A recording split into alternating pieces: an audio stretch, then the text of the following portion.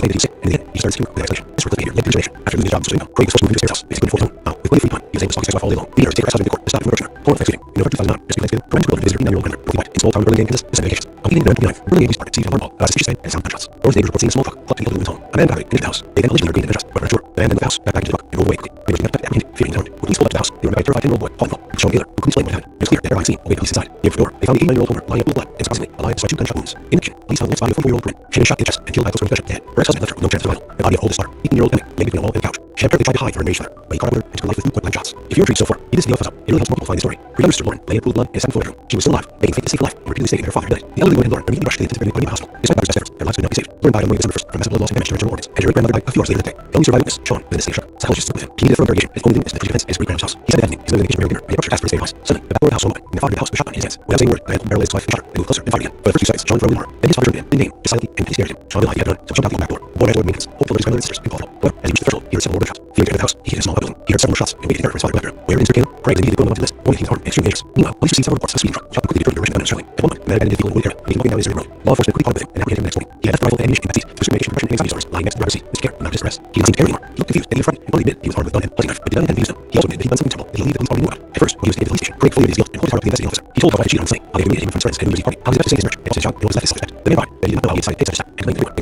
Trial of Versus. Pre-trial began in December 10. Defendant, who was advised by lawyer Thomas Heaney, recanted his initial confession, laying his actions on infamous and insanity. It was only action to avoid death penalty for the murder of 4 people. He tried to convince the court that his claims had a difficult psycho-emotional state after his wife left him alone. The children decided for the murder. He lost his job and was forced to move back into his parents' home. All of the factors contributed to the verdict, the lawyer said, and Mr. Gator made the court insane, not realizing what he was doing. Prior to 1995, his legal law allowed criminals to get leniency up to insanity. However, in Kansas, where the crimes committed and the trial took place, that law was repealed. Furthermore, the prosecution found no evidence of insanity or efficacy in Craig's actions, only cold calculation. He purchased guns and ammunition in advance, went to the door of the White's house, knowing his entire family was there, and shot each victim twice, leaving no chance of survival. However, he deliberately spared his son Sean, allowing him to escape. It always struck him. The man was found guilty of all points and sentenced to death. Sean, who was 12 years old at the time, testified to the he said that he did not wish his father dead, as he was the only close child left. Despite numerous deals by Craig and his attorneys, the verdict remained unchanged. As of today, Mr. Gator is still in prison, and they didn't have to have reviewed, and that's his return. As for Sean, after the death of his mother and sisters, he was officially taken into custody by his sexual honor. He is now an adult, has finished school, received an education, and decided to stay and work in his home state. Thanks for watching, guys. Subscribe to the channel, and also don't forget to click the bell. There are many shocking stories ahead. If you're intrigued so far, give this video a thumbs up. It really helps more people find the story. In the world's sixth country, no unexpected brutal murder, by the everything page, the family case. Can this crime be justified by nervous disorder? In 1995, Kansas passed a law stating that if a offender convicted, crime cannot lay such as mental disorder, making it unable to distinguish from wrong. This law was passed because it was very criminal. But on trial, tried to avoid punishment, claiming that he was not in control of his actions, or did not realize the consequences because of mental disorder. Having an unhappy and large family, tried to use insanity as a defense to avoid responsibility if possibly suspended. However, he was found sane. Psychologists believe his actions were motivated by jealousy, rage, and desire for revenge against the ex-wife who left him and daughters who supported their mother. Unfortunately, such crimes, motivated by jealousy and pathological desire for revenge, are a common worldwide phenomenon. According to statistics, these boys suffer from any crime committed, excessive suspicion, insecurity, and obsessive need to control a partner, and for a person is a real beast who does not spare his children. The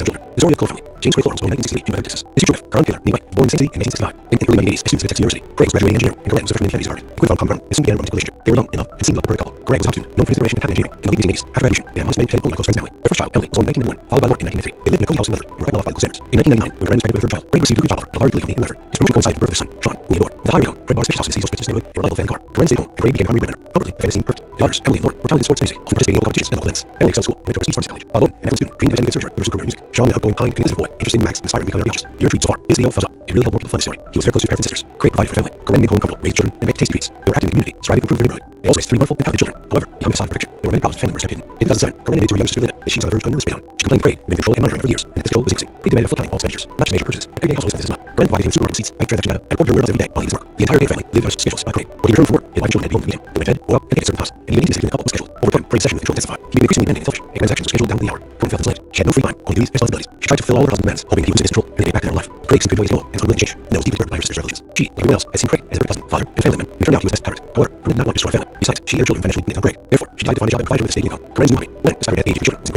Always eager to principles of nutrition, periodically followed diets, took care of herself, and went jogging every day. Secretly from her husband, she enrolled in a local fitness club, where she started working out for several hours every day. It was a way of blowing off steam, strengthening herself, and getting thoughts over. She attended gym while Craig's at work, and didn't notice working out. Soon, management of this club, this attractive and diligent, ran off to drive herself as this, starting the probationary period, and facility on the official labor contract. The former housewife could not dream of such ability, because now she will be able to continue, doing what she loves, and seemed decently rageful. Eventually, Craig found out that his wife was at the gym. Corinne stood still, and their husband began to go. But surprisingly, he began to going. He even seemed pleased that his wife thought that they knew, and now running his only condition was she had to be home with her cook meal, and not directly life. Corinne found these acceptable, because now she had free leisure and ability to provide. For her own needs, without having to justify her husband and having spent. Unlike romance and love trouble. Soon, the women spirit of the club became famous. Ran and Sally quickly hit off and became friends. For Corinne, who had stayed home for many years, and stayed close to the outside family, Sally began trusted command. The women spent time together every day, sometimes over walks, drinking coffee, and having hard talks. It didn't take long for friendship growing into something more. Naturally, they hated feeling relationship for everyone. In time, Corinne decided to invest everything to her husband. She much prepared for this conversation, trying to find backwards, not knowing start what the conflict would be. Eventually, she told Craig. While Craig was able to isolation, he read the public and not made a scene. However, next day, Craig stated that he beat his isolation inside, found the indication. When he was shocked by her husband's proposal, he didn't know how to react to it. Nevertheless, Craig took the initiative, began courting Sally, sending her flowers and small gifts. He seemed to see the opportunity right in his life, and had passion and new sensations to his marriage to Corinne. At first, the women read to his proposal, but soon realized that Craig was gaining dominance. Their blue love train didn't last long, and Craig was to realize he was now in a relationship. Feeling insulted, Craig met her and her immediately, but she continued to date Sally, giving love. After nearly 2 days of marriage, it seemed Craig was ready for a new relationship. On the state, his meetings, after the scandals, conditions, and analyzing the relationship, Craig decided the best solution to save Sally was to move to Sally. He began looking for a new job, setting out friends, and soon landed a position as a moderator for a large company in Columbia, Missouri, a seat neighboring Kansas. Craig believed that he was from their state and her family Sally, and their family life would return to normal. If you retreat so far, give us a thumbs up. It really helps more people find the story. The move in Missouri 2008 proved false to the family, as she had changed schools, making friends, and just left in New City. Although the family was already well off, Craig Sally his ambition was to be a double leader in life. However, with no responsibilities and no responsibility job, Craig thought he had Sally his life for good, but he wrote. Craig and Sally continued to communicate regularly, exchanging calls and texts and meetings. They would drive me halfway and spend a couple hours at a roadside hotel before reaching home. By then, her newborn daughter was due. She no longer loved her husband, and divorce was only a matter of time. These secrets continued until December 2008. On New Year's Eve, the family returned to their hometown as a family and friends. Sally also presented at the party. Craig and Sally gave love to exchanging greetings. However, as the party progressed and under the influence of alcohol, they seemed to get lots of wars. The lovers were inseparable, holding hands, exchanging longing glances, and guests even kissing. Craig was angry. He was furious. Craig also humiliated him in front of dozens of roommates, friends, and coworkers. He never failed. Craig made a silly play, verbally attacking his wife and Sally, and Craig forcibly dragged him away from the party. On the way home, he lost control of himself. He grabbed her by the shoulders and showed with such force that her spirit. He then slapped her, causing her to stumble and fall, hitting her head hard. The divorce became husbands. After returning home, he called it not to Sally, and a few days later, Craig told Craig she would leave him. She initiated divorce proceedings and then played children. At first, Craig tried to apologize, begging the family to save the children, and offered to give marriage another chance. However, Craig was adamant in obtaining a divorce. Craig then began calling her mutual friends and relatives, asking them to talk to Craig and convince him not to break up the family and save him. Despite his steps, she firmly told him she was leaving Sally and was never truly happy in marriage. In early spring 2009, while they were sitting in the same roof, the argument broke out, including certain violence for the first time since the New Year's party. Craig reported the police and he was arrested. However, at his station, he played his wife's circle. He only held back to calm her down, which caused Bruce her arms. After the incident, Craig, without waiting for a divorce, took the children and moved out. Craig took a serious blow, but even more, he was angry when he heard his daughter's side with their mother, saying that for the first time in a long time. They saw her happy. He saw this as a betrayal and refused to communicate with family Lauren, only calling John, making him and while legally his daughters. Meanwhile, despite ongoing divorce proceedings, Craig still hoped his wife would change her mind and go back to him. He was jealous, tried to control her and follow her everywhere. He watched her house, followed her around town in a rental car, trying to remain undetected, and he tried to set up a camera in her house when no one was there. Naturally, all this took time and effort, so Craig had to sacrifice work. First, he put vacation, then he claimed that he was sick, and in the end, he just stopped seeing work without explanation. This sort of behavior led to discrimination. After losing his job and source of income, Craig was forced to move to his parents' house because he couldn't afford his own. Now, with plenty of free time, he was able to talk sex all day long, leading her to take her husband to court, stopping for criminal. Horrible Thanksgiving. In November 2009, just before Thanksgiving, Lauren took her children to visit her 89-year-old brother, Roy White, in a small town in Burlingame, Kansas, to spend vacation. On the evening of November 29th, Burlingame Police Department received a phone call about suspicious van and some gunshots. The organization reported seeing a small truck pull up to the woman's home. A man died in the house. They then allegedly heard gunshots, but were not true. The men then left the house, got back into the truck, and drove away quickly. They were in an attempt to apprehend him, fearing he would hurt them. Police pulled up to the house. They were met by a terrified 10-year-old boy calling for help. He was shown guilt, who could explain what happened. But it was clear that terrified Dean, only the police died. In the front door, they found the 89-year-old homeowner lying in a pool of blood, and surprisingly, alive despite 2 gunshot wounds. In addition, police found the left body of 44-year-old Corinne. She had been shot in the chest and killed by a close range gunshot in the head. Perhaps self-defense from the rest of the body of her oldest daughter, 18-year-old Kelly, lay between a wall and the couch. She had apparently tried to hide from her enraged father, but he caught over her life with 2 point-blank shots. If you're intrigued so far, give us a thumbs up. It really helps more people find the story. Her younger sister Lauren lay in a pool of blood in a second-floor bedroom. She was still alive, begging to be safe from death, and repeatedly stating that her father died. The elderly woman and Lauren were immediately rushed to the Columbia Hospital. Despite doctors' efforts, their life could not be saved. Lauren died on the morning of December 1st from massive blood loss and damage to her organs, and her grandmother died a few hours later that day. The only surviving witness, John, was in the same shock. Saul was with him, but he needed to phone his again, as he only didn't try to defense in his great-grandmother's house. He said that evening, his lives in kitchen dinner, and he approached her asked for his pies. Suddenly, the back door of the house someone, and father was shot in his hands. Without saying a word, the man pulled the barrel of his axe off and shot her. They moved closer and fired him. For a few seconds, John froze in horror. Then his wife burned him, but he came, just silently, and he stared at him. John realized he had to run, so he jumped out the open door. The boy ran to the main entrance. He told his grandmother and sisters to call help. However, as he reached the threshold, he had several more gunshots. Fearing to enter the house, he had a small building. He heard several more shots, awaiting his father's bedroom. Where his business came, Craig was immediately put on the list, or he harmed and extremely dangerous. Meanwhile, police retrieved several reports of a speed truck who helped them quickly driven the right At one point, the man